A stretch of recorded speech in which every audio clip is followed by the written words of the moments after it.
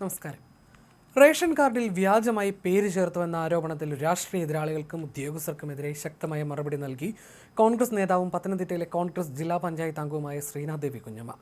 വിവരാവകാശ നിയമപ്രകാരം ലഭിച്ച മറുപടി ചൂണ്ടിക്കാട്ടിയാണ് CPM പത്തനംതിട്ട ജില്ലാ നേതൃത്വത്തെയും അടൂർ RDOയെയും കടന്നാക്രമിക്കുന്നത്. ഫേസ്ബുക്ക് ഗ്രൂപ്പിലൂടെയാണ് ശ്രീനാഥ് ദേവിയുടെ രൂക്ഷ വിമർശനം. രാഷ്ട്രീയ പ്രേരിതമായ ആരോപണങ്ങൾ ഉന്നയിച്ച് സമയം കളയുന്നവർക്കെതിരെയും തനിക്കെതിരെ നിലപാടെടുത്ത ഉദ്യോഗസ്ഥർക്കെതിരെയും വരും ദിവസങ്ങളിൽ നിയമപോരാട്ടം തുടരുമെന്ന സൂചനയും ശ്രീനാഥ് ദേവി കുഞ്ഞമ്മ തന്റെ കുറിപ്പിലൂടെ നൽകുന്നു. ശ്രീനാഥ് ദേവി കുഞ്ഞമ്മയുടെ കുറിപ്പ് ഇങ്ങനെ: ഞാൻ റേഷൻ കാർഡിൽ വ്യാജമായി പേര് ചേർത്തുവെന്ന വ്യാജ ആരോപണത്തിന്റെ വിവരാവകാശ നിയമപ്രകാരമുള്ള മറുപടി കിട്ടിയിരിക്കുന്നു. ഇനി നിങ്ങൾക്ക് മുൻപിൽ 2 ഓപ്ഷൻ ഉണ്ട്. 1, സമ്മതപത്രം വ്യാജമാണ്, റിലേഷൻഷിപ്പ് സർട്ടിഫിക്കറ്റ് വ്യാജമാണ്, ആധാർ കാർഡ് വ്യാജമാണ് എന്നിങ്ങനെ പറഞ്ഞുകൊണ്ടേയിരിക്കുക. 2, ഇനിയെങ്കിലും മാന്യമായ രാഷ്ട്രീയ പ്രവർത്തനം നടത്തുക. രണ്ടാമത്തെ ഓപ്ഷൻ, പത്തനംതിട്ടയിലെ CPIക്കാർക്ക് പരിചയമില്ലാത്തതിനാൽ ഒന്നിലേക്ക് ഏകദാനമായി കുടിയേറുക. നിങ്ങൾ നിങ്ങളുടെ തൊഴിലില്ലായ്മ തുടരുക. വ്യാജമായി റദ്ദു ചെയ്യപ്പെട്ട എൻ്റെ റേഷൻ കാർഡ് ചൂണ്ടിക്കാട്ടി എൻ്റെ പേര് വോട്ടർ പട്ടികയിൽ നിന്ന് നീക്കം ചെയ്യാമെന്ന് വിചിത്രമായി ശുപാർശ ചെയ്ത അടൂർ RDOയെയും RDOയ്ക്കുള്ള ഔദ്യോഗിക അപകടം ഒഴിവാക്കാൻ കിണഞ്ഞു പരിശ്രമിക്കുന്ന റവന്യൂ വകുപ്പിനെയും ഇനിയും കണ്ടുമുട്ടാമെന്ന് പറഞ്ഞാണ് അവർ തൻ്റെ കുറിപ്പ് അവസാനിപ്പിക്കുന്നത്.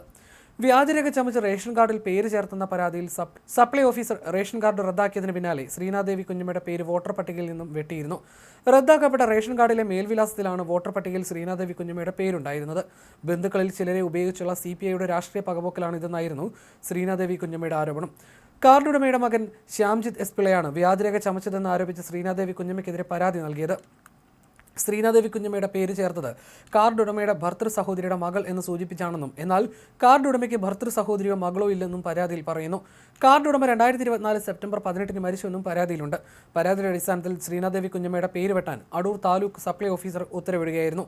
നേതൃത്വവുമായി ഇടഞ്ഞാണ് ശ്രീനാഥ് ദേവി കുഞ്ഞമ്മ CPI വിട്ട് കോൺഗ്രസിൽ ചേർന്നത്.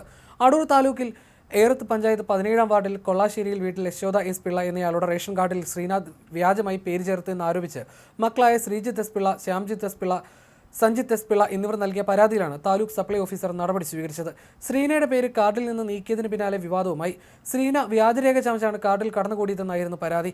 കൊല്ലം ജില്ലയിൽ പോരുവഴി പഞ്ചായത്തിൽ കമ്പലടി അയണിവേലിൽ വീട്ടിൽ താമസക്കാരിയായ ശ്രീനാഥ് ദേവി കുഞ്ഞമ്മ ഈ കാർഡ് ഉപയോഗിച്ച് ഏറത്ത് പഞ്ചായത്ത് 17-ാം വാർഡിൽ വോട്ടർ പട്ടികയിൽ പേര് ചേർത്തുമെന്നും പരാതിയിലുണ്ടായിരുന്നു. ശ്രീനയുടെ ജില്ലാ പഞ്ചായത്ത് അംഗത്വം റദ്ദാക്കണമെന്നും ആവശ്യമുയർന്നിരുന്നു. ശ്രീന വ്യാജരേഖ ചമച്ചാണ് തെരഞ്ഞെടുപ്പിൽ മത്സരിച്ചതെന്ന വിവാദം സോഷ്യൽ മീഡിയയിൽ പ്രചരിക്കുന്നതിനിടെ അവർ മറുനാടനോടും പ്രതികരിച്ചിരുന്നു. തന്റെ അമ്മാവൻ KK സോമനാഥൻ പിള്ളയുടെ ഭാര്യയാണ് യശോദ. ഇവർക്ക് 4 മക്കളാണ്. അതിൽ ആൺമക്കളാണ് പരാതിക്കാർ. ശ്രീപാർവതി എന്നൊരു മകള് കൂടി ഇവർക്കുണ്ട്. വിവാഹം കഴിഞ്ഞ് ഭർത്താവിന്റെ ജോലി സ്ഥലത്താണ് ശ്രീപാർവതി ഉള്ളത്.